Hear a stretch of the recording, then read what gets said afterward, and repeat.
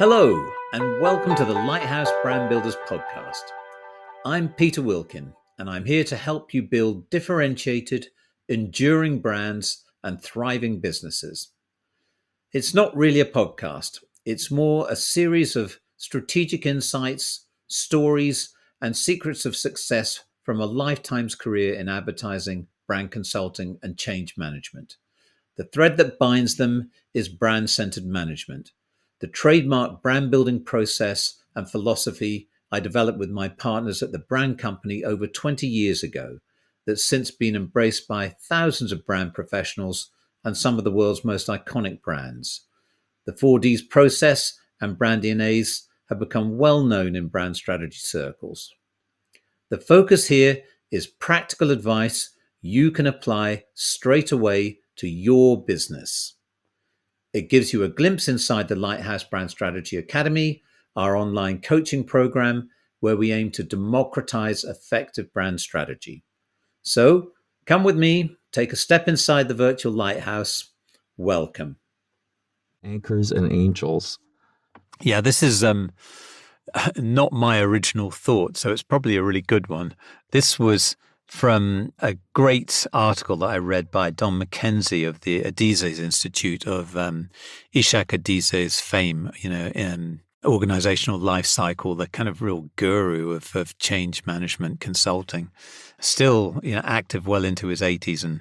And Don McKenzie works for his Adizes Institute down in the States.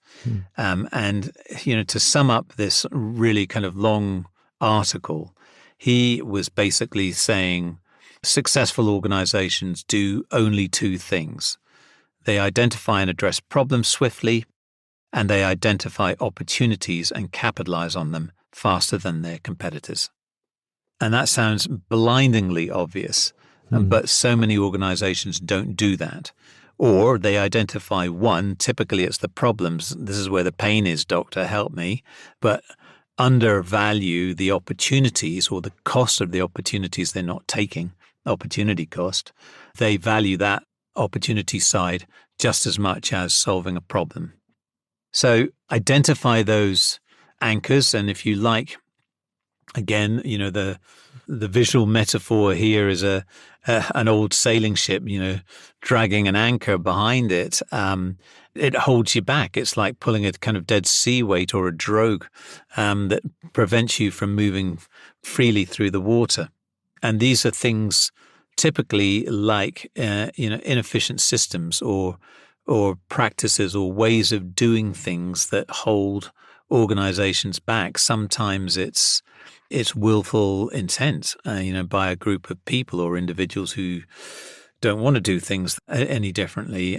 Sometimes it's a lack of understanding of where the opportunity really is. Sometimes it's obsolete technology, whatever it may be. But they're anchors that have held the organization back for many, many years, or for a long time at least. And people have got used to it. They've got used to the speed of the boat and the ship being diminished by this, and they've got used to the creaking sound of the straining rope as they tow this anchor behind them, instead of actually getting the machetes out and really cutting it and cutting themselves loose from it. So dealing with your anchors is painful, but absolutely liberating, and it involves a process of going beyond articulating what that problem is, which is the first step, because not everyone agrees what the problem is, but more critically, what the root causes of that issue are, so that you can address the issue from the roots up. So you categorize the symptoms and the root causes. They have different treatments. Symptoms are often the ones that get the attention, but they're, it's like sticking a Band-Aid on them, but when they're not actually curing the disease that is causing the need for a Band-Aid. So you typically you try and identify and prioritize within those problems or opportunities what is normal about the behavior, or what's become normalized, what's abnormal, and what's fatal. And again, without being too dramatic about it, you over a long time of repetitive pain, like dragging your anchor for ages. You become used to it. You become completely desensitized to the fact that you've all got to put a 25-degree left rudder on to steer a straight course because your anchor's dragging you in the wrong direction. And you've got so used to doing that it's almost comforting to have it there, but it doesn't. It needs to go. And that abnormal behavior needs to be called out for what it is, abnormal. And if it's not remedied, it can be absolutely fatal.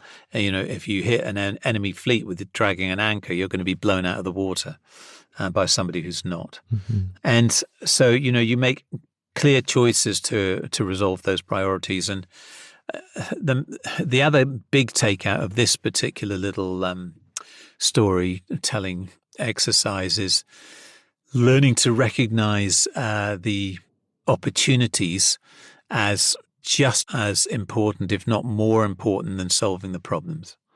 So many organizations think the job is done when the problems are solved, but they have only done half the equation, if that. If you're not capitalizing on those wonderful opportunities to forge ahead, to grow, to develop, to innovate, to challenge yourself, to try new things, then you are equally as guilty of kind of creating the problems of the future.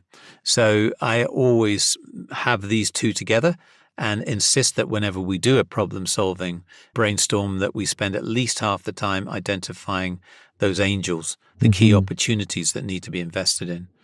I actually think, I'm for a movement that says opportunity cost should be a balance sheet item. That would get accountants quaking in their boots because it's conceptual and it's not real, but it should be there. There should be a cost of some of the consequences of inaction by organizations, not just what they've done. Thank you for listening to the Lighthouse Brand Builders podcast.